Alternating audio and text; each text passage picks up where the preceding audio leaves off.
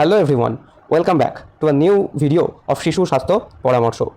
আমি ডক্টর নীল, আমি রয়েছি আপনাদের সাথে শিশু স্বাস্থ্য পরামর্শ শেয়ার করে নেওয়ার জন্য। আসুন আজকে আমরা একটা পরামর্শ দিই আপনাদের। আমরা মায়েরা প্রায়ই যারা ব্রেস্ট ফিড করাই তাদের একটা কমপ্লেন করি যে শিশু দুধ খাওয়ানোর পরে বারবার বমি করছে, কি করবেন? এই সমস্যাটা আমি এখানেও দেখেছি, আমি ইংল্যান্ডেও দেখছি। কি করা উচিত তাহলে আগে জেনে নিতে হবে যে শিশু বমি করছে কেন, কি কারণের জন্য শিশু বমি করছে। এই সম্ভাব্য কারণসমূহ যদি আমরা জানতে পারি তাহলে সেই কারণগুলো দূর করার আমরা চেষ্টা করতে পারবো। তার মধ্যে একটা বড় কারণ হলো ওভারফিডিং। হয়তো আমরা শিশুকে বেশি খাইয়ে ফেলছি। একজন শিশুর কত খাবার দরকার সেটা হচ্ছে 150 ml পার কেজি পার ডে। 150 ml পার কেজি মানে ধরুন শিশু যদি বডি ওয়েট হয় 10 কেজি, তাহলে তার সারাদিনে দরকার 1500 ml খাদ্য।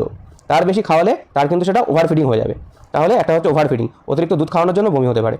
আর একটা হচ্ছে বায়ু ঢুকে যাওয়া, মানে খাওয়ার পর ঢেকুর না তোলানো, বার্পিং বলি যেটাকে আমরা ইংরেজিতে, বার্পিং না করানো। তার মানে বাচ্চাকে খাওয়ার পরে একটু পিঠটা চাপড়ে দিতে হবে, বার্পিং করাতে হবে। ঠিকমতো বার্পিং না করালে কিন্তু বাচ্চা বমি করতে পারে খাওয়ানোর পরে। খাওয়ানোর পরেই সঙ্গে সঙ্গে শুয়ে দেওয়া, এই অভ্যাসটা একদম ঠিক না। খাওয়ানোর সঙ্গে সঙ্গে শুয়ে দিলে হবে না, বাচ্চাকে কিছুক্ষণ বসিয়ে রাখতে হবে। আর তাছাড়া কি আছে, জিইআরডি মানে গ্যাস্ট্রো ইসোফেজিয়াল রিফ্লাক্স ডিজিজ। আমরা যেমন বলি যে আমাদের অ্যাসিডিটি হয়, আমাদের বদহজম হয়, সেই সমস্যাটা কিন্তু বাচ্চাদেরও হয়। জিইআরডির সমস্যাতেও কিন্তু বাচ্চা বমি করতে পারে। বাচ্চা যদি ইনফেকশন থাকে, সেই ইনফেকশনের জন্য যদি জ্বর আসে, ইনফেকশন মানে শরীরে যদি কোনো ব্যাকটেরিয়া ভাইরাসের সংক্রমণ ঘটে, তার থেকে যদি জ্বর আসে তবে কিন্তু বাচ্চা বমি করতে পারে। আর বাচ্চার যদি কোনো জন্মগত সমস্যা থাকে, যেমন এখানে একটা উদাহরণ দেওয়া আছে পাইলোরিক স্টেনোসিস, এছাড়া ডিওডিনাল অ্যাট্রেসিয়া নামে একটা রোগ হয়, হার্টস্প্রাং ডিজিজ বলে হয়, এই সমস্ত রোগে বাচ্চা বমি করতে পারে। সাধারণত এই পাইলোরিক স্টেনোসিসটা অনেকের ক্ষেত্রে দেখা যায় এরকম হলে বাচ্চা প্রজেক্টাইল ভমিটিং করে। তার মানে কি, তার মানে বাচ্চা বমি করবে আর সেটা গিয়ে প্রায় দেওয়ালে গিয়ে পড়বে, এত জোরে বমি হবে। তাহলে এইগুলো হচ্ছে সম্ভাব্য কারণ যার জন্য বাচ্চা খাওয়ানোর পরে বমি করতে পারে। তাহলে সেক্ষেত্রে আমাদের কি করণীয়, আসুন আমরা এক এক করে জেনে নিই। 1 নম্বর, প্রতিবার অল্প অল্প করে দুধ খাওয়ান। অনেক সময় বেশি খাওয়ালেও কিন্তু বমি হয়, যেটা আমরা আগেই বলেছি। তাহলে অল্প অল্প করে বাচ্চাকে দুধ খাওয়াতে হবে। খাওয়ানোর পরে বার্পিং করান, বাচ্চার পিঠ চাপড়ে দিন, বায়ু বের করে দিন, কাঁধে নিয়ে হালকা চাপ দিন যতক্ষণ না বাচ্চা ঢেকুর তোলে। 3 নম্বর কি, খাওয়ানোর পরে 20 থেকে 30 মিনিট বাচ্চাকে সোজা করে রাখুন, সঙ্গে সঙ্গে একদম শোয়াবেন না।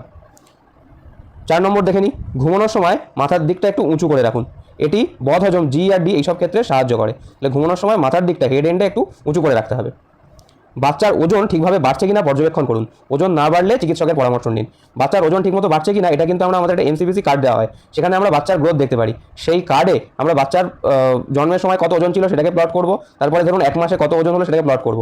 যদি এই কার্ভ ঠিক থাকে, লাইনটা যদি ঠিক থাকে, মেনটেন হয়, তাহলে আমরা বুঝবো যে বাচ্চার ওজন ঠিকভাবে বাড়ছে। না বাড়লে তখন আমাদের দেখতে হবে, ডাক্তারের পরামর্শ নিতে হবে। বারবার বমি, জল শূন্যতা, জ্বর, উদাসীনতা এইসব থাকলে ডাক্তারের সাথে যোগাযোগ করুন।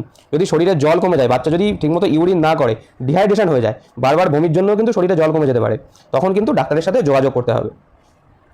এবার আসি কখন চিকিৎসকের কাছে যাবেন। দিনে 3-4 বার বা তার চেয়ে বেশি বমি হলে তখন কিন্তু চিকিৎসকের কাছে যাওয়া অবশ্যম্ভাবী, যেতেই হবে। শিশুর প্রস্রাব কমে গেলে বা শুকিয়ে গেলে, কারণ শিশুর প্রস্রাব কমে যাওয়া মানে সেটা কিন্তু ডিহাইড্রেশনের লক্ষণ। এই ডিহাইড্রেশন কিন্তু মারাত্মক জিনিস। ডিহাইড্রেশন হলে কিন্তু ডাক্তারের কাছে নিয়ে যেতে হবে।